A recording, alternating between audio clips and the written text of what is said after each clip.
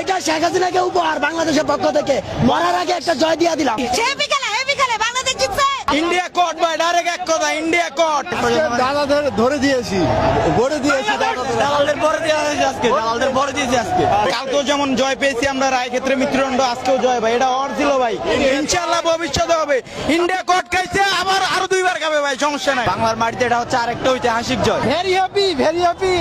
দীর্ঘদিন পর মাঠে বসে আমাদের চিরশত্রু, আমাদের সবচেয়ে বড় শত্রু বাংলাদেশের রাজনৈতিক খেলার সকল ইতিহাসে ভারতকে আমরা ভয় ভয় মাঠে হারিয়েছি এবং আমরা এনজয় করেছি। আলহামদুলিল্লাহ পরিবার সহ এসেছিলাম, জয় ছিনিয়ে নিয়েছি। বাংলাদেশ, বাংলাদেশ, বাংলাদেশ, বাংলাদেশ, বাংলাদেশ, বাংলাদেশ। বহুদিনের সাধনা, আজকে ম্যাচে দেখবো, লাখ লাখ শুকরিয়া আমার কাছে। লাভি বাঙালি।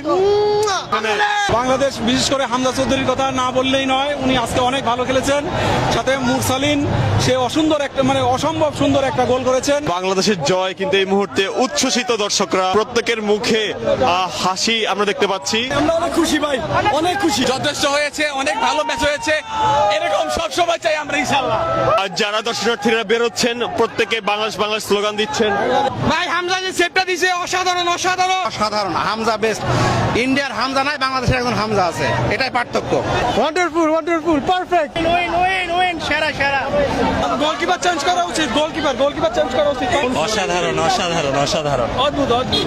ভালো ভালো ভালো ভালো জেন্টাস ইন্ডিয়া শেষ, ইন্ডিয়া শেষ। অত্যন্ত আনন্দিত আমরা, অত্যন্ত আনন্দিত। আমরা হামজা চৌধুরীর কাছে অনেক অনেক কৃতজ্ঞ। Thank you so much. Mursalin, win win win Bangladesh match. বইরা দিছি, বইরা একদম বইরা। টিকিটের দাম কমানো উচিত।